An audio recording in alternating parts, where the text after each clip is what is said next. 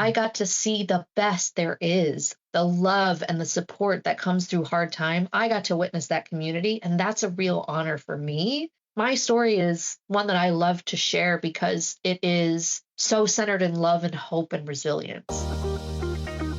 Welcome to Under the Coverage. During each episode, we interview people, sometimes it's just each other, who spend their working days focused on health benefits and health care. As consumers, we want the same thing you do. We want the entire system to be less complicated. Our guests share insights about how they navigate healthcare and the health benefit systems. I'm Jolene Myers. And I'm Sara Fluskey. And we're ready to lament, complain, empathize, and maybe help a few people. Today, we're thrilled to have a very special guest on our show. Allison has quite a story to share, and we'll dive right into that in just a few moments. Allison lives in Buffalo, New York with her husband, twin daughters Matilda and Annabelle, and their 2 chihuahuas. She enjoys working, trying new restaurants, and finding new playgrounds and play areas for her daughters to explore. She's looking forward to getting the girls out on the road and traveling again with the whole family. Allison and her family have been through a lot, and today she's going to walk us through her experience with a case manager named Nikki, who she dubbed her secret weapon at a time when the world was so dark. And Allison, we are so happy to have you. So happy. Thank you. I want to start by reading something you shared about a nurse and a case manager. So Nikki, who you recently worked with, you said, "My family and I are forever changed due to your dedication, and I'm so glad you've got a plaque to remind you of the incredible practitioner you are." Can you start by sharing with listeners the story behind that statement? Yeah, of course. My husband and I are high school sweethearts. We met in the 4th grade. We were friends through junior high. We traveled abroad. We taught English in South Korea. We got married. And then we found out we were pregnant. And we were like, okay, well, this just got real. And then we went to the ultrasound. And it was the first day that they let guests come after COVID, like literally that morning. And we found out it was twins.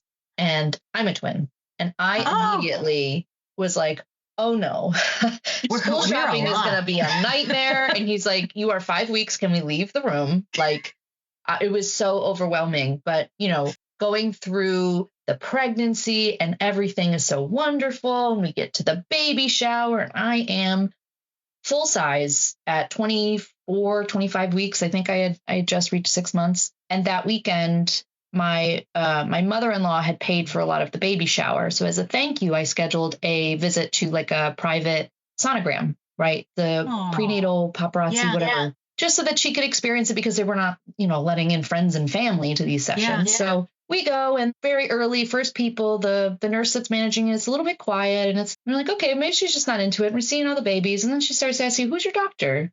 What do you see? Do you see a specialty doctor? Oh, that's really interesting. How far along are you? And I'm just like, oh, she decided she wanted to be curious. Well, by the end of that day, I get a call from the nurse's office saying, hey, did you do a private sonogram? Like, yeah. They're like, okay, well, we have some concerns if you can come in. Okay. And fast forward from July 27th to August 15th, we had to go to Philadelphia 4 separate times. There was a complication with one of our twins.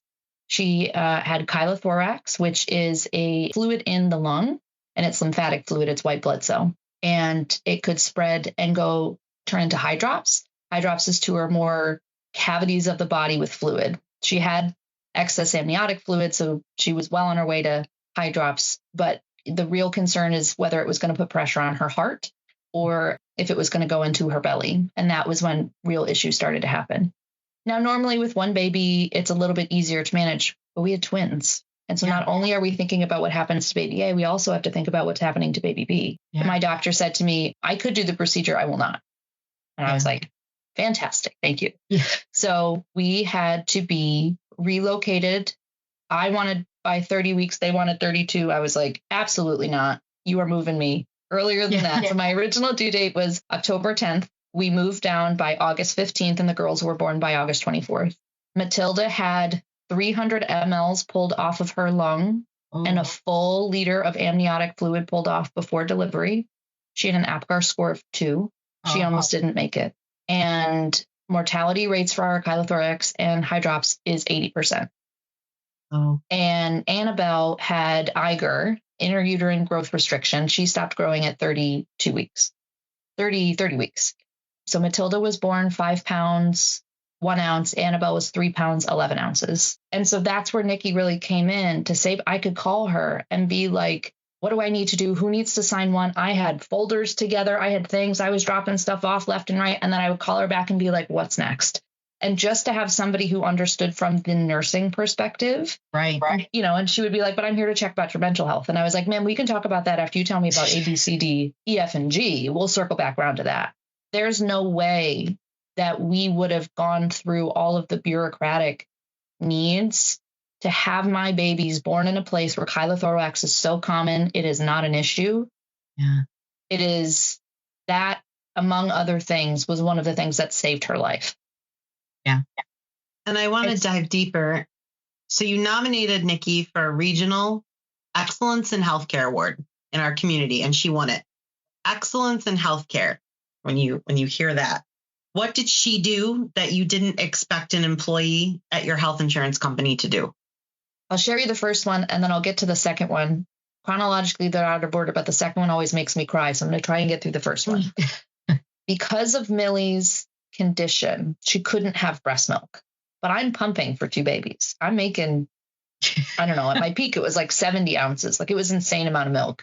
Whoa. Yeah, this poor Annabelle, she couldn't take it. It was just too much. But she couldn't, it was one of the few conditions where breast milk was literally dangerous for Matilda. So she had to be on this very fancy European $1,000 a case formula. And the hotel that we went to, or I'm sorry, the hospital that we went to put us on this one particular kind of formula.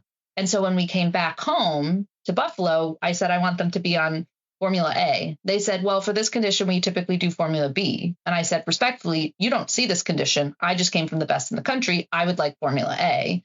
And so there was some scrambling, and they kept trying, as you would for any kind of thing, to put it through pharmaceutical. And it just kept getting rejected, saying it's not covered. So I called Nikki and I was like, I don't know what to do. So I'm just going to call Nikki and have her figure it out.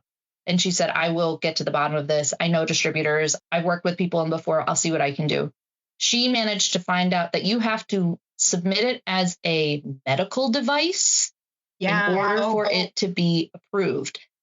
And there are so many players, and this is one of the challenges. There's the doctor's office, and then there are the people that manage the billing in the office or at the facility, and they're doing their job. And sometimes in our jobs, we make mistakes or we don't understand.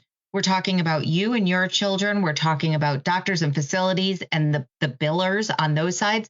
Then you're talking about the insurance company or the organization that's reviewing those claims and how they're reviewing them. And there's a lot of automation for the purpose of keeping costs low, right? Yeah. So you're looking for, does this particular thing or service fit with this category? Yeah. Right. So it automatically denies, and it's not, they don't, how does the provider know they billed it wrong for it to be adjudicated in the right way? And then it can feel really messy when what you want to do as a mom is not that. Yeah. Not any of that. Yep. And for me, the one thing that I've learned, not only in my day job, but also in this situation, is being frustrated at people who are doing their job is not going to get you what you need. And so if you can come with compassion and say, okay, are there any other alternatives? What else have you seen? How else have people done that? Can we do some research? Ask with curiosity and patience. And typically there's a way forward, but it's really important to me to remember that we're all on the same team when trying to manage this. The second story that I want to share is about Millie's flight home. So typically people stay at the big hospital until they're done and they don't want to leave, and they stay there, and it's dragging them out hand and foot to go back to wherever they're from so they can go there. We had gotten to the point where she was off ventilation and it had been about 7 weeks, and she was just feed her grower. And I was like, we can feed her grower at home. Like, we don't need to, I love you all. These are our children now. Like, we bonded, but I have my first baby in a hotel room. I'd like to use my nursery, see my dogs. Like, it's been 2 months. Can we go home? And they go, you want to go home? Yeah, I'd love to go home. The trouble was, when it's a patient request, it may not be covered by insurance. Right. And so for Matilda to fly home might have been on our price tag, right, for us to pay. And I was like, I don't know how much it costs, but I'm pretty sure that my salary will not cover jet fuel. I think so. So I was talking to Nikki and she said, let me take it back. Let me see what I can do. And I was like, okay, like, I don't know what else to do. I want to go home. I want to sleep in my own bed. I want to feed my baby on my couch. I don't want to do it in a bed in Philadelphia. And I remember that phone call. I was in Matilda's room. I had just put her down. I was getting my stuff together and she called me and she said, I am so excited to share that we were able to cover it. And the gasp of just sobbing that came out of my mouth, the relief. And I said, what happened? How did you do this? And she said, went to the leadership and made a case and pitched that the money that we are spending to keep you here far exceeds the cost of bringing you back and bringing you in network. And that was a no-brainer. And I said, I can't tell you what it means to me that you would go through all of that work and that length to keep my family together, to bring my family home. And then we used an organization, a nonprofit that flies people from Western New York all around to take Annabelle home. So I actually beat Matilda to the hospital, was able to see her in her NICU shortly after she landed. And so for me as a mother of twins, trying to keep us all together as much as possible was my core need. And to know that I wasn't going to have to worry about how I was going to pay for it was the biggest relief. And it's because it was just like, Nikki, I need you to solve this.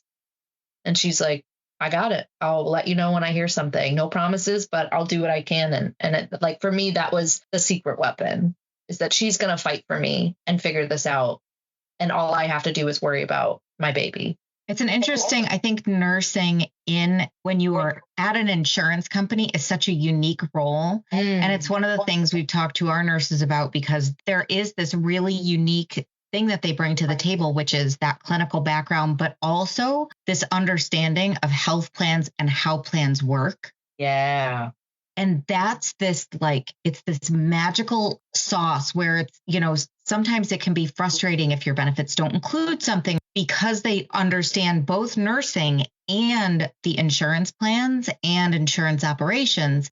They sort of have a different lens. So even if it's not necessarily answer A, answer B might still be better than C. And I think that can be so helpful. And I don't think, unless you're inside an insurance company or you have an experience like you've had, or when Jolene and I see the notes that our nurses get from other families where they say, what you did for my wife, my father, my, daughter made a huge difference. Until you need to know, you don't necessarily know, but they do. It's this really amazing blend. And it's really hard for our nurses when they make an outbound call, because a call from the insurance company, I think naturally seems like, what do you want? Yeah. What are you calling for? This can't be good. So it's hard to get people to pick up the phone. But when they do, I feel like there is genuine, when it's a nurse, there's this genuine sense of, I want to know what I can do to help. And they're checking on your mental health because you're also on the plan. Yeah.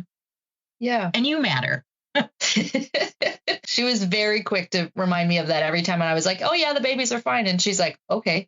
And you? And I was like, I don't know. And she's like, let's take a minute and think about it. And I was like, what? Me? No, it's fine. We're fine. Yeah. Just keep going. Just keep going. Just keep going. That's what we do, right? All those moving parts. Your brain is just moving in a million different directions, just trying to make sure everybody else is okay. And you hear it time and time again when you become a mom, can't pour from the empty cup, right? Yep. So when you're trying to navigate through all of that insane chaos that you shared, which is like wild. I can't think of another word for it, honestly, because everything is new. First time mom, mother of twins, COVID's going on, right? Like all of those things that just pile up, and you just want to be with your babies, everything to be normal. And that is not everybody's story, right? No. All the time. So to have a secret weapon in your back pocket like that is just incredible. And I think a lot of people, when they hear health insurance, they don't think about a caring nurse in your corner. No. And I think there's so much to be said for that, more than we could ever even say on this, 20-minute podcast. So just overall, based on your experience navigating health insurance, what do you know now that you wish more people knew? I would say it is really important for you to be very clear and specific in what you're looking for, that people can help you when you ask direct questions, even if you don't know what you don't know. Asking those questions of what should I expect next? Like, what will be the next big thing? How does prior authorization work? Who needs to sign what and how can I expedite it? Right. I think being informed, especially when you have a major emergency thing, is the biggest weapon that you have to preempting and maneuvering around potential issues. If you ignore it because it's just too scary, then you're likely to get overwhelmed and then, feel like you're being run over in some aspect. And again, my trauma response is overactivation. I have, anytime anything like this, I have a folder and I write down whoever I'm talking to, their name, I get their direct email and their phone number, and it's all in the folder, and anything related to anything, it goes in that folder. And so they're all in one place and I know exactly what's going on and who's calling, and I take notes and the whole thing. So just having that information in one place is really, really helpful. But I think when you have a special situation, ask for a dedicated resource, a case manager, a specific employee who's going to be running the issue so that you can continue going back to that person and get the updates. We've recently switched plans, both plans that I've had such great customer service because I got to know the rep that I was talking to, whether it was Nikki or somebody else. Yep. And if you can build that relationship and rapport, it's just going to be easier. They're going to work. They know you differently. Smoothly. Exactly. So I would just say, use it as a relationship, especially where I sit, rapport and influence and relationship building is as important with your insurance provider as it is with your doctor. And just be curious, ask questions, and know that if you really have concerns, there are people there to support you. But ignoring it and pushing it off is only going to make things harder and more complicated. That's great advice. Well, I'm glad that you just shared that, because people become invested in you and your family, and they know the routes that you've taken, trial and error, what works, what doesn't. Sharing your insight into that, I think, is just another push for just making sure that you know the resources that are available to you. And they are human beings that do care. And Nikki is a shining example of that. I mean, we know her, and reading the nomination and hearing it straight from you and sharing your experience about, how you've navigated and how she helped you navigate is incredible. There's one more thing that I want to add in terms of navigating, especially when children are in the mix, whether that's, my case, infants to not even born yet to older children. Child life specialists are such an incredible tool at a hospital or a doctor's office. For me, when the girls were born, we were enrolled in the Beads of Courage program. So every year on their birthday, they wear their Beads of Courage, and it's 4 feet long. I'll show you these pictures. They are gigantic.